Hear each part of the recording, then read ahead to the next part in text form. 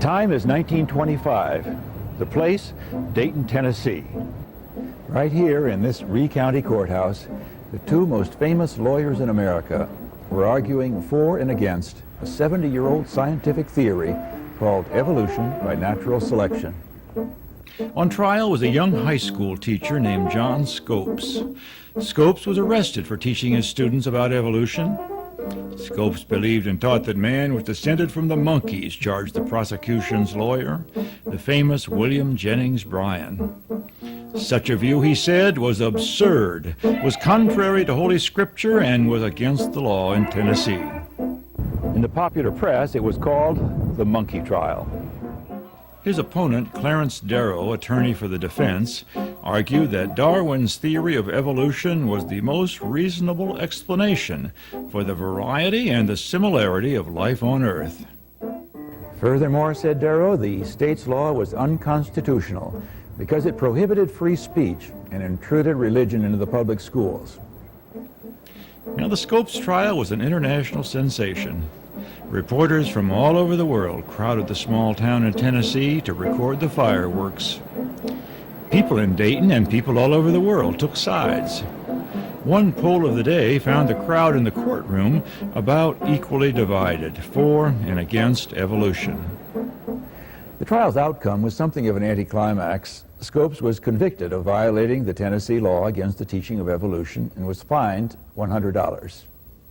The conviction was later overturned on a legal technicality.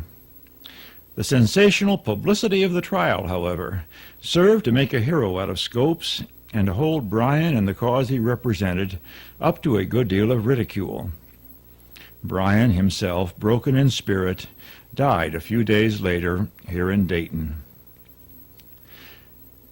The Scopes trial was the most famous, but there have been many other conflicts over the past 150 years about the scientific theory called evolution. Let's take a look at the story behind these conflicts. That is, the story of evolution itself. It goes back a long time, back to when people first began to wonder and to speculate about living creatures. People from ancient times could not help noticing that there was a great variety of plants and animals in their world. Most people were too busy trying to survive in competition or cooperation with these other living creatures to question why there were so many, and how they got to be the way they were, and why they lived the way they did. In some ways like humans, and in many ways very different. The most common belief was a god or gods made them that way. Here in the ancient Ionian city of Miletus on the western coast of modern Turkey, some of the world's first scientist-philosophers dared put forth another theory, a theory of natural evolution, to explain the variety and likenesses among living creatures. Anaximander in 550 BC proposed a theory of evolution to explain the likenesses and differences in living things. All life, he said, came from early life in the ocean. As long periods of time passed by, the water creatures crept out onto the land, developed legs, then fur, and finally human form. Anaximander did not have much evidence to support his theory, nor did he have any ideas as to just how this kind of near miracle could possibly have taken place. One of the handicaps early thinkers had was massive ignorance about living things. They knew of the existence of only a tiny fraction of the animals and plants that live in this world. You see, up until a few hundred years ago, even educated people believed in the existence of monsters no one had ever seen. Since they knew so little about reproduction, about cells, about genetics, or about the internal workings of plants and animals, well, why couldn't there be a mermaid, or a giant, or a centaur?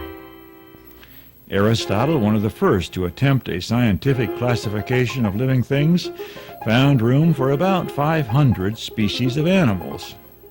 By way of comparison, today, over 3 million species of living things have been described. And by the mid-19th century, ideas about the possible evolution of living forms were widespread. But no one had yet convincingly demonstrated just how it could have happened. Now, the man generally given credit for doing this worked here in this study in Down, England, and his name was Charles Darwin. Darwin was not considered a very promising young man. In fact, his father once said to him, "You care for nothing but shooting, dogs, and rat catching, and you will be a disgrace to yourself and all your family." When he got the chance to go on a round-the-world voyage as an unpaid naturalist on a research ship, HMS Beagle, Darwin jumped at the chance. He cautiously but accurately summarized the 5-year voyage in the first sentence of one of the most famous works of science of all time, Origin of Species by Means of Natural Selection. When on board HMS Beagle, wrote Darwin, I was struck with certain facts in the distribution of the organic beings inhabiting South America, and in the geological relations of the present to the past inhabitants of that continent. These facts seem to throw some light on the origin of species, that mystery of mysteries. When Darwin got back to England, his health was poor. He married, though, had a large and happy family, and settled down here in a country home just south of London. He settled down to a life of quiet study and revolutionary results. On his daily noontime walks behind the house, overlooking the quiet English countryside, Darwin gradually pieced together his theory of evolution by natural selection, a theory of evolution that is still today one of the bedrocks of modern biology. As so often happens in science, at almost the same time another man was coming to the same theory, Alfred Russel Wallace. Before we explain their theory of how evolution happened, let's look at what happened. First, and perhaps most important, in telling us what did happen, is nature's history book, the fossil record. Fossils are the records in stone left by living creatures of the past. Some are imprints of leaves, footprints, bones, or droppings that have been covered over by sand or mud. These living parts have hardened into rocks that survived for millions of years.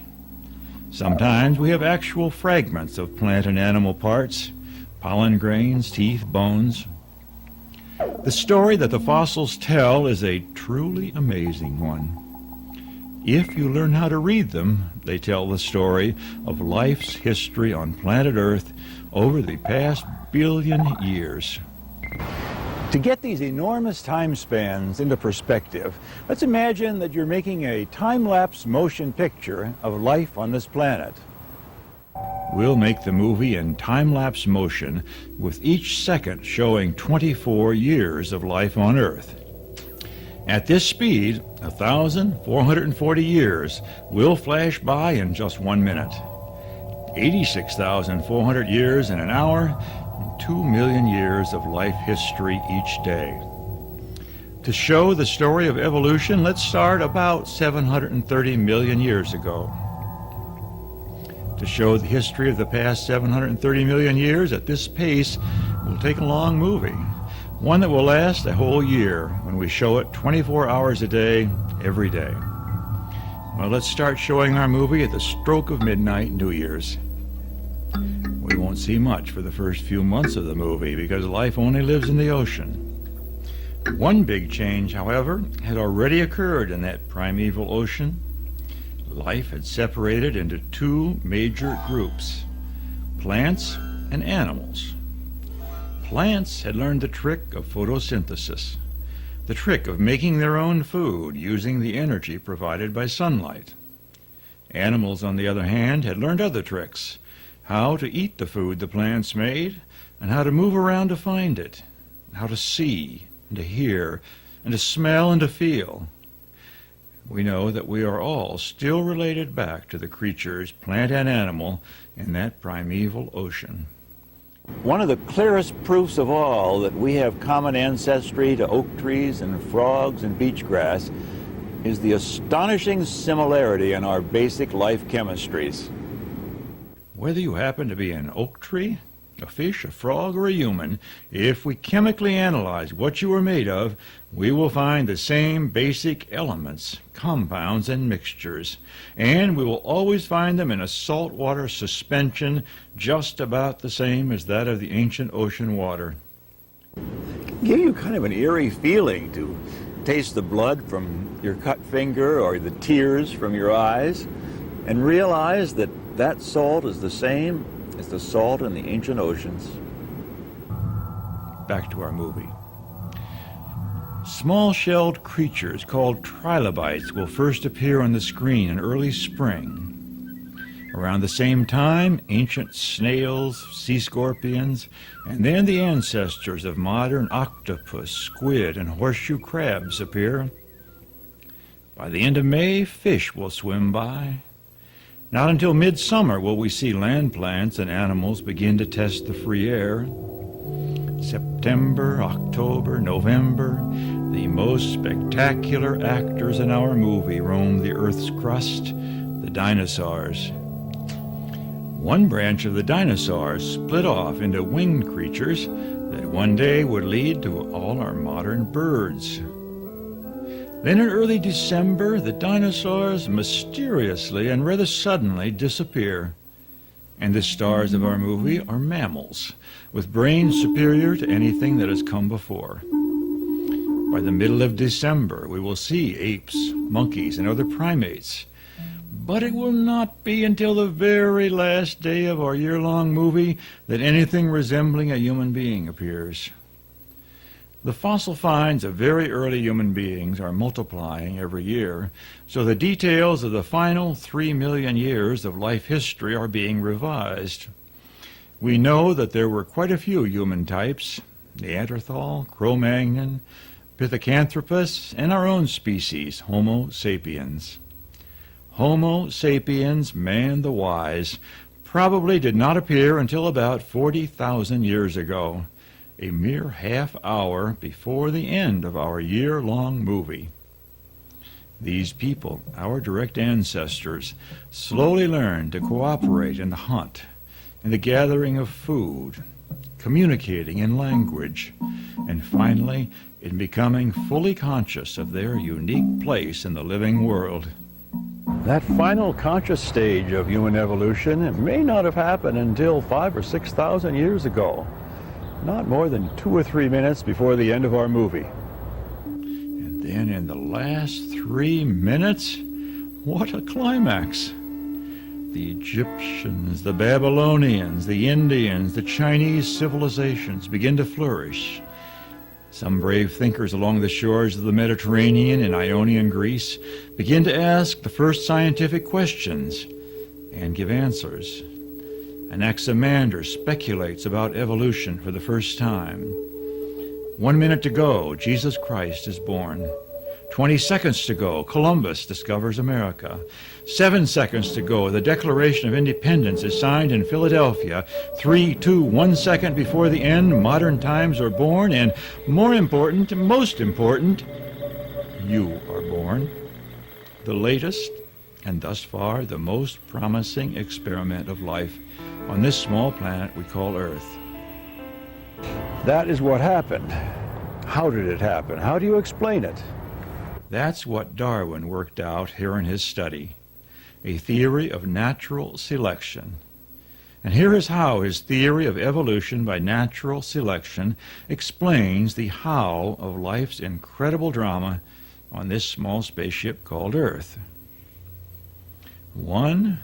Living creatures have more offspring than can possibly survive. 2. These offspring vary one from another. 3. The variations of one give it some advantage over another in a struggle for existence. 4. The variations are inherited.